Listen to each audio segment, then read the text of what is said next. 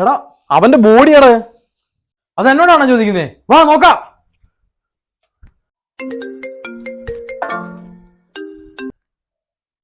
Hello hello, ഓനിവിടുന്ന് ഇറങ്ങിക്ക് ഒരു 4:30 ആവാൻ നേരത്ത് അവിടെ എത്തൂ.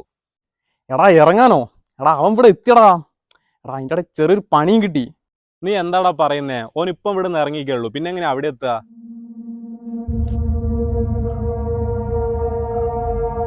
എന്താടാ എന്താ പറ്റിയേ? എടാ ഇനി സമയം നോക്ക്.